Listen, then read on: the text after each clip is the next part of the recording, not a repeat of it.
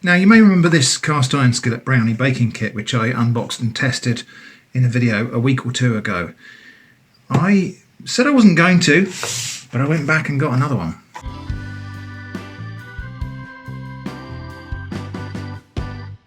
So this is a similar kit from the same range to make a chocolate pizza cast iron skillet baking kit. Price again on this was £5.99, £5.99, and I'm a little bit confused about the pricing because I thought this was in a reduced section, but somebody told me that the price labels in the range where I bought this, the white price labels are the non-reduced prices, even though there was a huge section that was like reduced to clear, half price and so on the shelf edge. The price labels for these were £5.99, which somebody told me indicates that's not a reduced price, so that's the original price. I don't know. I wonder if in some cases they just print on the wrong colour label. Anyway, this is another kit containing another skillet, which it's useful to have two of these skillets, which is part of the reason for buying this. And this contains a cast iron skillet pizza dough mix with chocolate chips, marshmallows and milk chocolate beans, which is a bit of a better deal, I think, than this one, which just had a brownie mix and a tiny, teeny Toblerone. Anyway, let's open it up and have a look. Right. So, as before, there's something very securely taped inside the box, but we'll come to that in a moment. So, we've got bread dough mix, a pack of mini marshmallows, and a fun size pack of M&Ms. Someone at some point decided that fun means having less of something. Not my quip, obviously. Ingredients on the not very easy to read box. So the pizza dough mix is whole wheat flour, sugar, chocolate chips 5%, sugar, cocoa mass, milk fat, cocoa butter, emulsifier which is E322 and soya, natural flavours, soybean oil, salt, raising agents, E450, E500, E341, cornstarch, may contain egg. I shan't read the ingredients for the other things, but they'll be on the screen if you're interested. Really not very easy to read this box because they've kind of given it they've taken a cardboard box and given it a kind of cardboard texture print on it, which is an interesting idea. Now, as before, the image on the pack is not the finished product, it is a serving suggestion. Same deal as before, there's instructions on how to make this on the side. The skillet is identical to the one we had before, so we shan't waste any more time. Let's get to the kitchen and give this a test. Okay, again, I have picked my moment here because putting the oven on to make a tiny thing like this would be rather wasteful, so we've got some flapjacks baking in the oven. The instructions on here are really poor for legibility, actually, because there's a kind of white, narrow text on beige yellow background. Not great, but I did manage to read them and kind of memorise them. I can't actually read that without my reading glasses. So we've got to put 2 tablespoons of water into this dough, or into this flour dough mix. Making a small dough mix like this is actually quite difficult. It's really a bit iffy making such a small batch of dough. It's just a kind of scale issue, really. I think it probably needs a bit more water than that, but I'm not going to deviate from the recipe because it'll be my fault if it fouls up. Yeah, it's kind of forming a dough. Got to add a small amount of oil. I think 1/4 teaspoonful, it says, of oil to the dough. And then let it rest for a moment. So that's about 1/4 teaspoon of oil. And we'll let that rest for 5 minutes. As seems to be standard lately, the camera wasn't rolling. So I've pressed the dough into the pan. I'm not really sure what was the purpose of resting it because it's only chemical leavening agents in there. So I imagine resting it is just to hydrate the flour. So the dough's pressed into the pan. The chocolate beans are pressed into the dough. That needs to go in the oven now for 9 or 10 minutes until it's kind of baked and starting to brown on top. Okay, that's had the full 10 minutes. It does look a little bit pale, but it is starting to cook. So now we need to put the marshmallows on. Quite a lot of marshmallows here.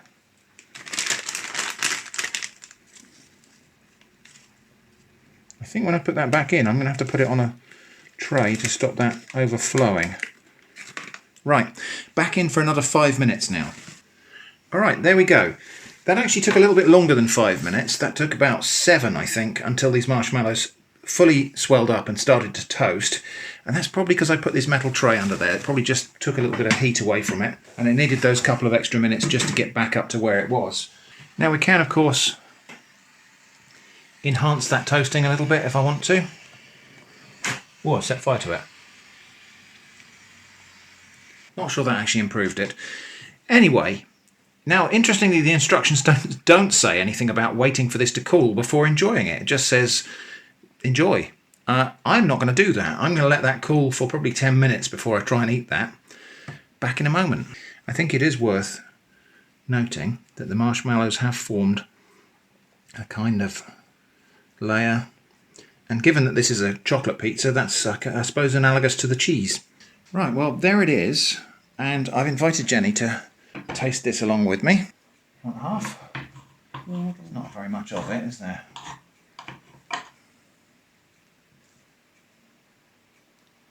This half okay? Yep. Oh, wow.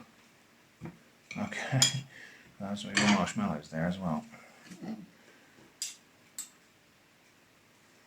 Okay, I'm not sure how to eat this. I've got a feeling we might be eating pizza with knife and fork here. I'll see if it can be picked up. Yeah, I mean, so it's more like a scone base than a pizza base. I don't know. Let's have a go then. Right, well, cheers.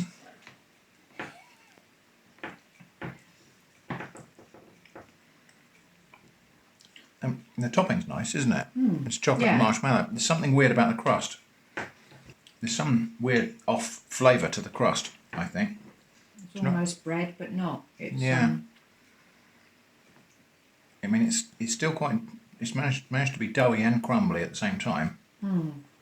But there's a weird, slightly stale flavour there for me. It might be the chocolate chips. I think you might have had the best idea with the knife and fork there.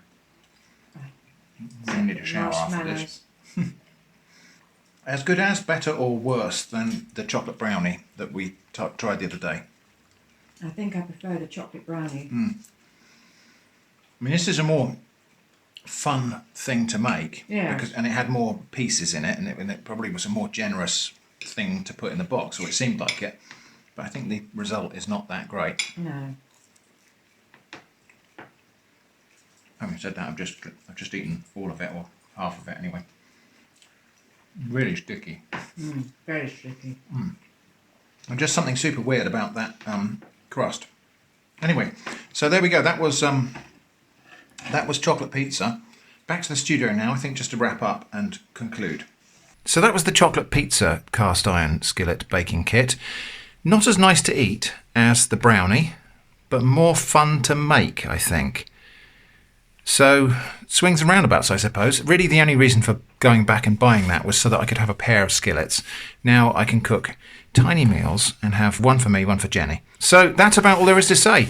The pans themselves. One thing I will do is just give you the measurement of these pans, because after the previous video, a lot of people said, oh, you could cook like 2 or 3 eggs in there. I think you'd maybe get 1 egg in there. These are about 130 millimeters across, which is about 5 inches. So, I don't know, maybe you'd get 2 Bantam's eggs in there. So that's that. I don't think I'm going to go back and buy any more of these, but then I did say that last time. It's time for the comment positivity section, and this is where I will just pick out half a dozen comments or so that either uplifted me, made me smile, perhaps ask an interesting question that needs to be answered. So, let's just get reading glasses on, and we'll begin. I suppose actually before I start I ought to probably explain this chair. I needed a big piece of soft furnishing to go in the studio to help and absorb some sound and reverberation from the room, and it definitely has helped. I chose this one in particular because I actually really like it. It somehow manages to be both hideous and beautiful at the same time. Anyway, on with the questions. Did you transplant any plants when you moved, or did you just start fresh again? So I only brought 3 plants with me. The 3 that I knew would be most difficult to replace. My Turkish thyme. I potted up a cutting as soon as we knew we were going to be moving house, which was sometime last year. My loquat plant, which I wasn't sure was going to thrive here in Dorset, but actually looking around the locality, I've seen them in people's gardens, and so they're obviously doing quite well outdoors. They won't fruit in this country because they flower in November and fruit in April, and so they have to carry the fruit through the winter, so unless they're covered or something like that, they won't fruit in this country. And a third thing I brought was my Chilean guava, which again I'll find a home for somewhere in the garden. Jenny's got a few plants in pots that she bought. She brought a pelargonium. The rest of the garden at the old house stayed in the garden at the old house. But we're not exactly starting from scratch here anyway. There's already an established and mature garden here. So we'll have to kind of learn to fit around that garden. Because we moved in November, we don't even really know what's in that garden in totality. So I think we need to go through a season where we see everything flower and emerge and come up before we decide to make any major changes, because there might be some plants in there that we'd really like, and I don't want to go and uproot them and plant something else on top. There is a little segment about the vegetable plots though. Let's go and have a look at that now. It's January. It's about -3. There's still snow on the ground from about a week ago when it fell. And we're going to do something about these vegetable plots today. There's not a lot we can do at this time of year. I'm not going to try and dig them, but we found a local stable, actually somewhere where they've got horses and chickens, and we've got some lovely, well-rotted stable and poultry manure. I'm just going to spread it on the top of these plots and let the worms do some of the work. It'll also kill off these weeds a bit.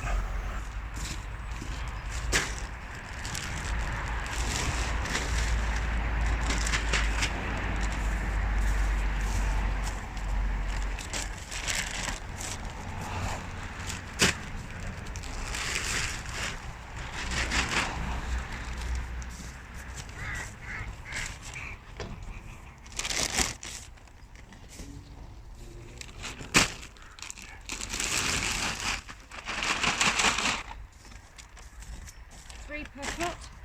I reckon 4 per plot. We'll see how it goes.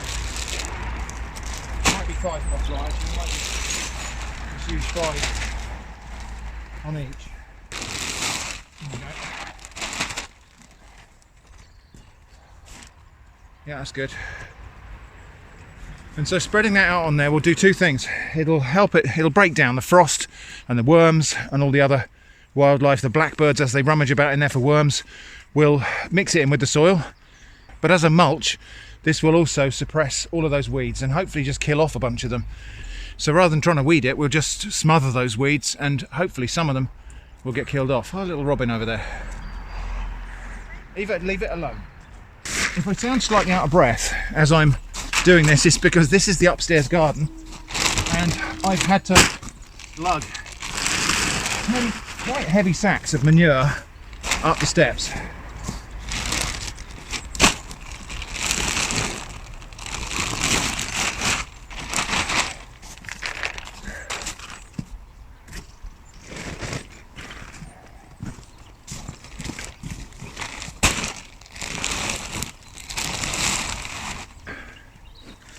So we may well go back and get some more. In fact, we probably will, because it's beautiful stuff.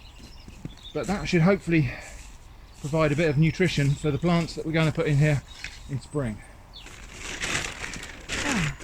The bags, of course, can be reused for the next load we go and get. It's about a week and a bit later and all of the snow has gone now, and actually it's quite warm out here. Maybe like 8 degrees today. So we did go back and get some more. So we'll have some for this plot here, and there's already some on there. We've got some pruning bits there to keep the cats off. And this little older bed here as well, we managed to fill up. The soil was really dipped down in there. So we've put, I think there's like 4 or 5 sacks of manure in there. Might grow the pumpkins in that one because I think they'll like a deep, rich soil. Or maybe we'll plant rhubarb. I haven't put the composted manure on this one yet because we're going to go to the seaside and get some seaweed to put on here first. I think we'll grow potatoes in this one. Next question, you keep saying your kitchen isn't a dry one. Are you going to be doing something about the damp issues? And another one, I see a future project. Looks like your kitchen needs some updating. Let's actually go and have a look at the kitchen while I talk over the top of that footage. This is the kitchen in Shrimp Cottage. It's an extension to the original building and it was probably constructed about the 1950s or so. It's very narrow, it has a high ceiling, terrible flickery fluorescent lighting, worn out and broken worktops, poor ventilation and no heating. Now, heating isn't necessarily that common in kitchens in the UK, but where this room is a separate wing of the building, it doesn't benefit from any kind of heat transfer from anywhere else. And the gas oven is also a source of moisture, so all of that put together makes for a few challenges with damp and temperature. Of course, the temptation is to wonder why I didn't move to a house with a big, spacious kitchen. You know, we did kind of dream of that, moving to a big kitchen with one of those island workstations so I could face the camera and do my food videos and present them in a professional manner. But, well, that would be nice, but everything in life is a compromise. Why didn't we do that? Because the house and garden is a package, and we kind of fell in love with everything else about this place. The house itself, the garden, the little bit of woodland we've got. And so the kitchen kind of comes as a package with that. And the kitchen is far from ideal, but we'll deal with it. So what we're actually going to do about the kitchen, well, some things can be easily addressed and some can't. We're going to get some new lights in there. Hopefully lights that will be suitable for recording video. We're going to get an extractor fan fitted to manage the moisture. And we'll probably swap out the gas oven for an electric one, because the gas oven, well, it's not that great actually. It's good at cooking a small amount of stuff, but if you load it up, because it doesn't have the thermal mass of an electric oven, it takes forever to cook. But we're not going to tear the place down and build a wider kitchen than that. I don't think that would be a major undertaking. So it's we're going to try and work with that kitchen. I think we'll give the cabinets a makeover and replace the worktops as well, because they are pretty awful and they've obviously had their day. Loads and loads and loads of comments and questions via Instagram and email and even on Discord about, can we send you things? Have you got a PO box for us to send you weird stuff in a can or foods from other places? I'm really, really grateful for all of these offers, but although I've done so in the past, I can't accept gifts from viewers, both from a kind of logistical standpoint of receiving them, but also personal security. I don't doubt for a second that most of the offers are genuine from kind-hearted people who just want to share, but I've got no way to verify that and weed out the risks of strangers on the internet. So sorry, I'd love to, but I can't. However, I would always warmly welcome your suggestions for food items or recipes from other parts of the world that you think I should try. Very random little piece from the ChatGPT cake video, but it did make me smile, was I did so enjoy watching the tins of batter depart. Me too, actually. That was my favourite little bit of that sonnet that the ChatGPT created together with me. Vanilla extract flavour doth impart, and pour the batter in a pan. Depart to oven's heat, the pan doth go with haste, to bake until the sponge doth golden taste. From the soup and bread video. Weirdly, these slices of life with a slice of bread videos are kind of my favourite. I'm really glad about that. To be completely frank and honest with all of you, the process of moving house, although it might seem like it's all over and done with now, took quite a toll on us, physically and emotionally, not to mention financially. I've kept the videos coming throughout the whole process, but inevitably some of them have had to be lower effort than maybe others have been in the past, just because other things are still competing for our attention and resources right now. Normal service will resume shortly, well, eventually, and thank you everyone for supporting me in the slice of life stuff. Sometimes I go looking for joy on purpose. Other times, joy just kind of stumbles across me by accident. I'd like to share a little bit of joy that I found in the form of Blob Opera. As usual, I'm late to the party. Blob Opera is a Google Arts and Culture project a couple of years old by David Lee, where machine learning has been used to train 4 blobs to sing. In its simplest usage, you can click and drag one of the performers up and down to change pitch, left and right to change the vowel sound they're making. And the other singers in the group will harmonise, so you can sort of play them like an instrument, which is a bit of fun.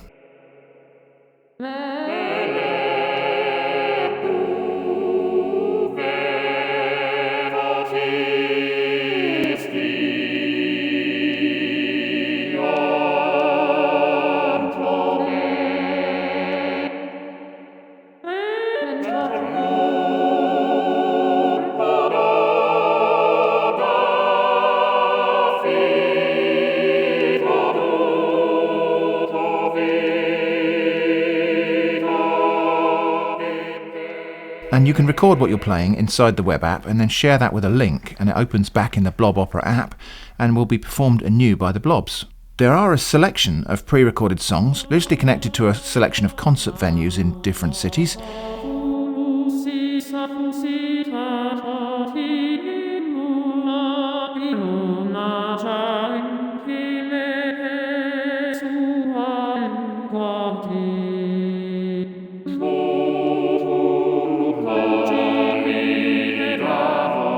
Where it gets really interesting though is that the web app will accept MIDI inputs. So if you have a MIDI keyboard attached to your computer, you can play a song and the blobs will sing it.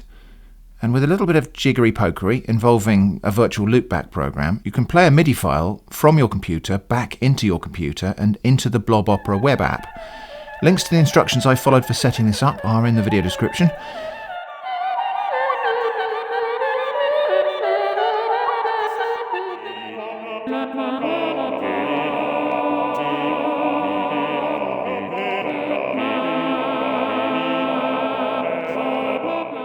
Not every MIDI file works very well with Blob Opera, and that's to be expected.